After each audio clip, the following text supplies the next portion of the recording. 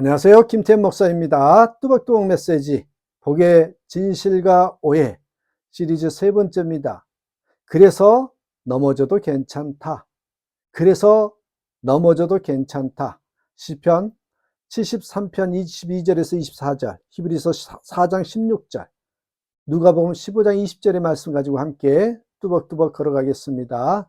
자, 복의 오해와 진실에 대한 시리즈 세 번째 시간이에요. 첫 번째에서는 우리는 복의 기준이 잘못되면 신앙이 흔들린다는 것을 보았죠.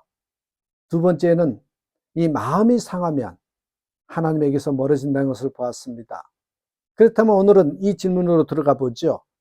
이미 멀어졌고 이미 넘어졌다면 그 다음은 무엇입니까? 이미 멀어졌어요. 이미 넘어졌는데 그 다음은 우리가 해야 할 게 뭐냐고요. 많은 성도들이 여기서 신앙을 멈춥니다. 하지만 성경은 여기서 복음이 시작된다고 말합니다. 넘어졌을 때 사람들이 가장 먼저 하는 반응이 무엇인지 아십니까? 한번 스스로 보십시오. 아니, 주변을 한번 보십시오. 넘어졌을 때 사람들이 가장 먼저 하는 반응이요, 숨는 겁니다. 숨는 거. 기도가 어색해지고 말씀을 펴기 부담스러워지고 예배 자리에 앉아 있어도 고개가 숙여집니다. 마음속으로 이런 말을 합니다. 조금 정리되면 다시 가야지. 이 상태로는 하나님 앞에 설 수 없어. 여러분, 하지만 오늘 말씀은 그 생각이 복음과 정반대라고 말합니다. 넘어졌을 때야말로 가장 가까이 가야 할 때라고. 자, 22절을 보세요. 주 앞에 짐승 같았나이다. 아삽은 이렇게 고백합니다. 내가 이같이 우매무지함으로 주 앞에 짐승 같았나이다. 이 말은 굉장히 거친 자기 고백입니다. 아삽은 자신을 변명하지 않았습니다. 환경 탓도 하지 않습니다. 이 고백을 아주 쉽게 풀어보면 이렇습니다. 하나님, 저는 깊이 생각하지 않았습니다. 감정에 끌려서 반응했고 믿음 없이 판단했고 상황이 보이는 대로 말하고 행동했습니다. 이런 의미인 겁니다. 여기서 짐승 같았다는 말은 자기를 비하하려는 표현이 아니고요.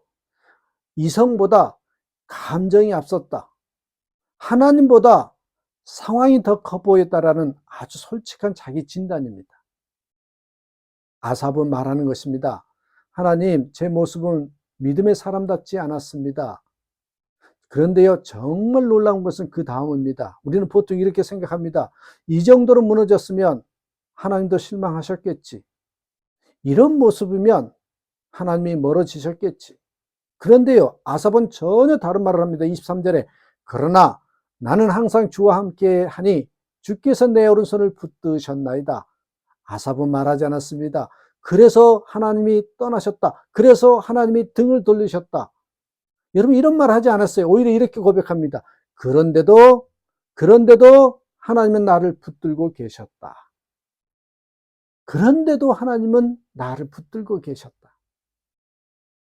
여러분, 여기서 우리는 복음의 아주 중요한 핵심을 만납니다. 우리는 무의식 중에 이렇게 생각하면서 살아가지요.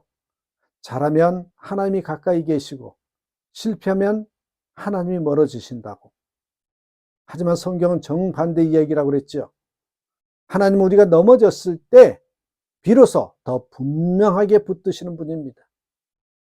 아삽의 고백을 잘 보십시오. 문장의 주어는 늘 하나님이셨습니다. 늘 주님이셨어요. 주께서 붙드셨고 주께서 인도하셨고 주께서 보호하셨다. 내가 하나님을 붙든 적은 거의 없고 하나님이 나를 붙들고 계셨다. 여러분, 이게 은혜 아닙니까? 일상적인 비유로 설명하자면 여러분, 어린아이가 부모 손을 잡고 길을 걷습니다. 아이는 종종 이 부모 손을 놓치기도 하고 다른 곳에 정신이 팔리기도 합니다.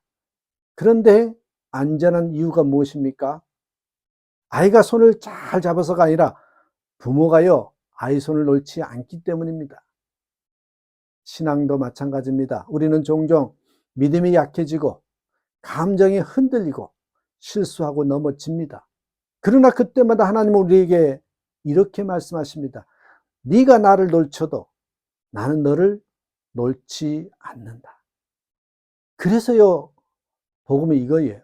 복음은 잘 붙들면 하나님이 함께 하신다가 아닙니다. 잘 붙들면 하나님이 함께 하신다가 아니에요. 복음은 붙들리지 못할 때에도 하나님이 먼저 붙드신다는 소식입니다. 아삽은 자신의 신앙을 자랑하지 않습니다. 그는 말합니다. 제가 잘해서 여기까지 온 것이 아니라 하나님이 제 손을 놓지 않으셔서 여기까지 왔습니다. 그래서 오늘 이 말씀 우리에게 이렇게 말합니다. 넘어졌다고 스스로를 정죄하지 말라. 흔들렸다고 하나님을 피하지 말라. 부끄러워서 멀어지지 말라는 것입니다. 넘어졌을 때야말로 가장 가까이 할 때입니다. 왜냐하면 그때도 하나님은 이미 우리의 손을 붙들고 계시기 때문입니다. 여러분, 탕자의 비유 아시지요? 정확히 보면 돌아오는 이야기가 아니라요, 달려오는 이야기란 거 아십니까? 누가복음 15장에 탕자는 아버지가 떠났다가 돌아옵니다. 아버지를 떠났다가 돌아온 탕자 이야기인데, 하지만 이 비유의 중심은요, 정확히 말씀드리자면 탕자가 아니라 아버지가 중심입니다. 누가복음 15장 20절에 보니까 아직도 거리가 먼데 아버지가 그를 보고 측은히 여겨 그 다음에 달려가, 측은히 여겨 달려가라는 단어가 나옵니다. 탕자는 말을 다 하지도 못했습니다. 근데 아버지는 이미 달려고 계셨다는 거죠. 가까워짐은 내 결심보다 하나님의 움직임에서 시작됩니다. 하나님께 가까워지는 기준은 지금의 상태가 아닙니다. 얼마나 잘했는가, 얼마나 실패했는가, 그것이 아닙니다. 어디를 향해 돌아서고 있는가, 그 방향을 물으셔요.